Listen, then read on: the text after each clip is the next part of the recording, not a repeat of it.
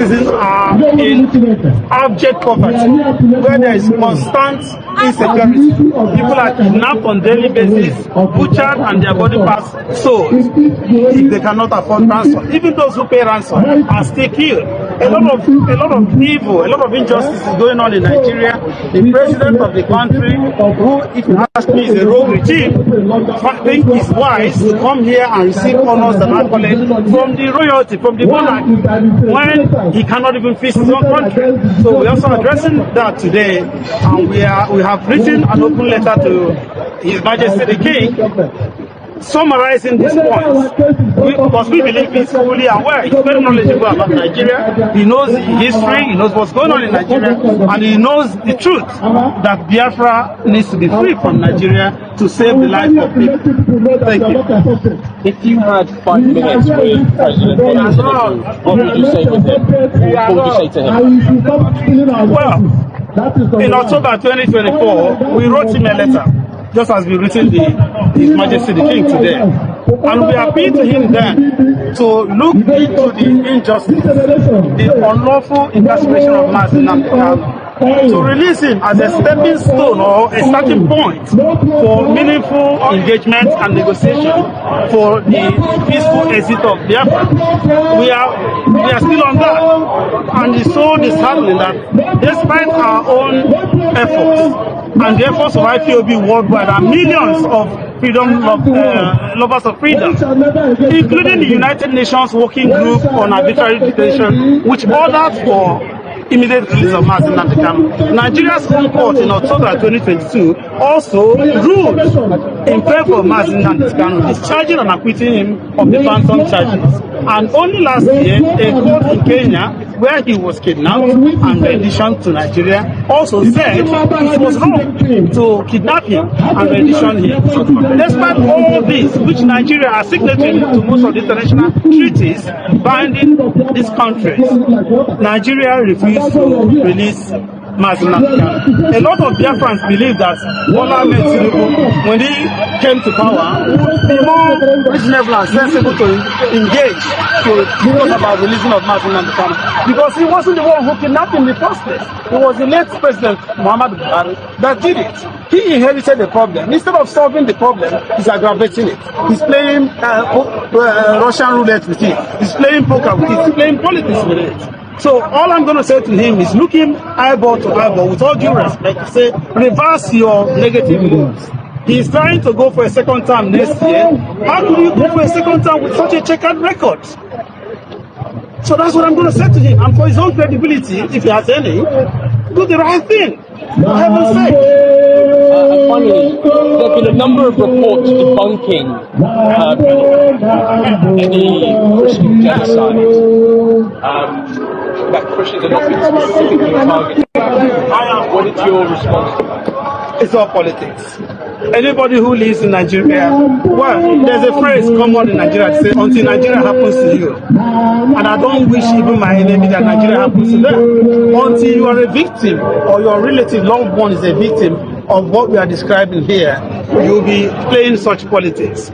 It didn't start today. I can tell you way back, not just Christian genocide, but Biafran genocide started all the way back as 1912. But on record, which you can find in the British Museum here, it stated 1945. There has always been this agenda to Islamize Nigeria.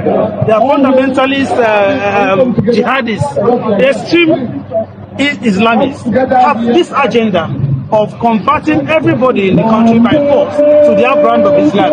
Don't get it twisted. Nigerians are peace-loving people, Biafrans and other ethnic nationalities, and we can coexist in harmony. And we have nothing against Muslim as a religion, or Islam as a religion. But this brand of fundamental Islamism that believes in annihilating people and taking over their ancestral lands is a threat in Nigeria. It's existing.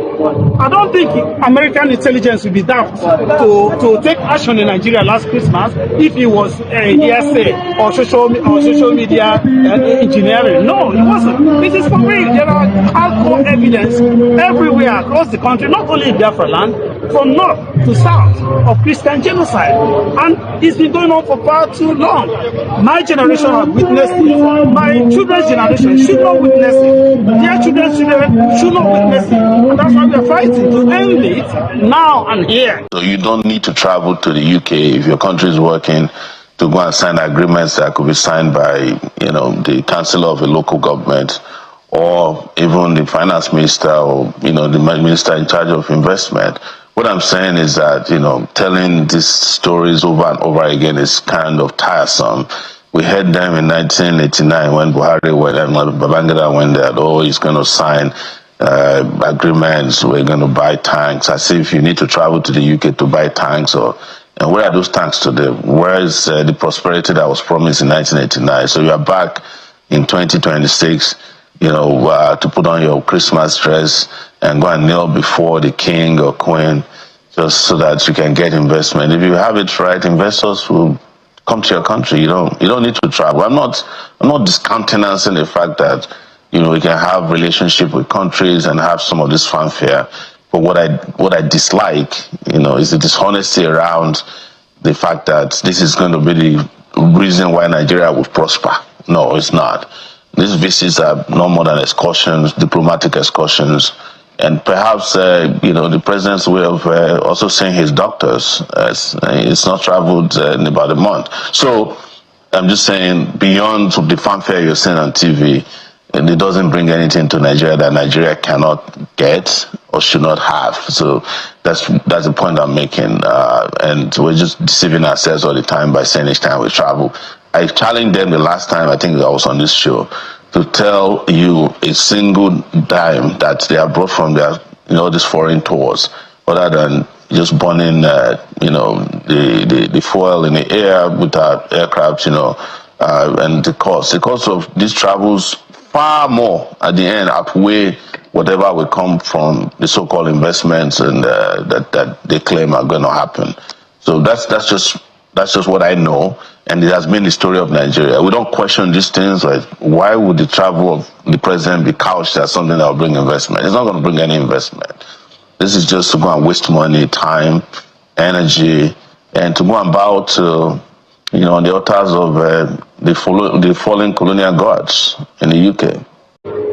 It is with profound honor to stand before you today, representing the people of Nigeria as we reaffirm the enduring bonds of friendship, history, and shared purpose that have united our two nations for several centuries. Allow me first to express my sincere appreciation to Your Majesty and to Her Majesty, the Queen, for the warmth and generosity extended to me, my wife, Oluremi, and the Nigerian delegation. As the first Nigerian leader to speak here at Windsor Castle, which has served the British crown for nearly a millennium, it is particularly historic. Windsor has stood as a symbol of continuity, witnessing the steady evolution of institutions that have shaped governance, culture, and public life, not only in Britain, but far beyond these shores. Nigeria and United Kingdom have shared more than just history.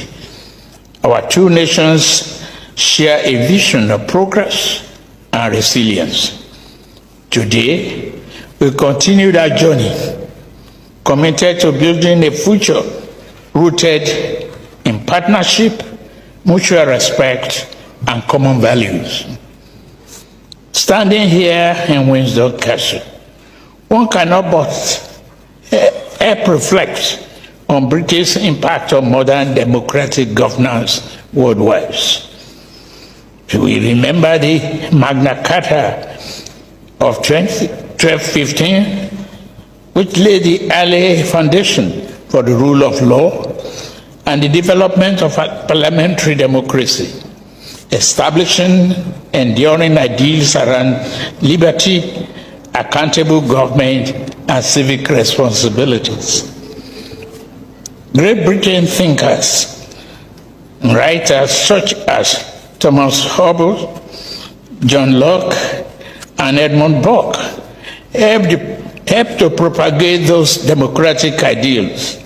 This influence continues to resonate till this date. The literary genius of William Shakespeare and other writers such as Charles Dickens has enriched and shaped the English language spoken by over 1.7 billion people worldwide. In Nigeria, element of this tradition continues to inform the institutional foundation of our own republic. Our court draws upon legal tradition rooted in English common law. Our parliamentary institution reflects constitutional practices that evolved here over centuries. Our civil service structure have also drawn upon administrative models developed in Britain and adapted to Nigeria's own national context. While institutions matters greatly, Your Majesty, our people remains the strongest bridge between our two countries. The Nigerian community in United Kingdom has become one of the most dynamic diaspora communities worldwide. Nigerians continue to contribute enormously to the vitality both here in England and in Nigeria. Within the National Health Service, Nigerian doctors and nurses play an indispensable role in delivering health care. Nigerian trained doctors are among the largest group of international medical professionals serving the NHS. Rugby players such as Mario Toje, footballers including Bukayo Saka, Eberechi Eze, and champion boxer Anthony Joshua illustrate the remarkable human connection that links Nigeria and the United Kingdom. Our partnership is further strengthened through the Commonwealth of Nations, which connects 56 countries under Your Majesty's leadership. Thank you very much for all you've been doing for us. We discussed at length earlier on today the essence of bringing over 2.7 billion people together and removing trade barriers. As one of the largest nations within the Commonwealth, Nigeria looks forward to contributing constructively to the continued growth and vitality of this global community. However, our West African region faces complex terrorism challenges with roots in Sahel. Nigeria comes with an enormous responsibility to help safeguard regional stability. In confronting these threats, partnership with the United Kingdom remains essential, and I look forward to meeting with Prime Minister Keir Starmer tomorrow. Despite these challenges, Nigeria approaches the future with hope and confidence.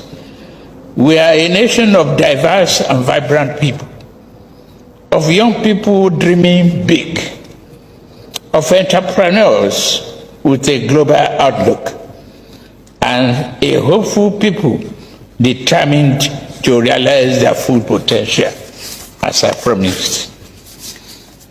Your Majesty, I am confident that the friendship between Nigeria and the United Kingdom will continue to grow stronger and better. We could call it a tremendous success. Right now, as we leave here, I could call it or we could go further, and we're going to go further. But the big risk on that war has been over for 3 days. We wiped them out in the first 2 days. As we continue Operation Epic Fury, we're also focused on keeping energy and oil flowing to the world. And I will not allow a terrorist regime to hold the world hostage and attempt to stop the globe's oil supply. And if Iran does anything to do that, they'll get hit at a much, much harder level. I will take out those targets that were easy and that I mentioned just before. We'll take them out so quickly, they'll never be able to recover, ever. Any day that all of you gang up to support your one Nigeria garbage, the more you're digging your collective grave. Nigeria can never ever be fixed. It's broken beyond repair. Can never be fixed. Look at Sultan of Sokoto talking rubbish. The spiritual leader, whatever rubbish he is of the zoo. Sultan of Sokoto, that he was in the army. That war is not good. But you Fulanis are the ones living war on everybody. You took over the whole of Plateau. You came down into Benue. Your people were at also one, massacring people. Then you never talked about war. As soon as we rose up and said enough is enough, now this war language starts to come into your lips. Do you think we are foolish? Do you think we are... Go and bring all the BBCs of this world, every propagandist for neo-colonialists. Gang them, bring them together against Biafra agitation. You're wasting your time. Bring them against ESN, you're wasting your time. Arrest all you like. But I'm just warning them. If you're a policeman involved in the arrest of innocent people, all I need to do is to go down on my knees and pray and ask God, please, may unknown gunmen locate you and they will find you. Because God answers my prayers. So all those police stations involved in all this raid know that your turn is coming. It's only a matter of time, it will come. Since you want anarchy, you will get anarchy. Since that is what you want. You people, you don't like people that play it gently by the rules. No, not in the zoo. That is how you have been taking over our land, raping our women, abducting us and killing us. We came out at Umbo, you killed us for no reason. Shia people came out at Abuja, you shot them for no reason, for no discernible reason.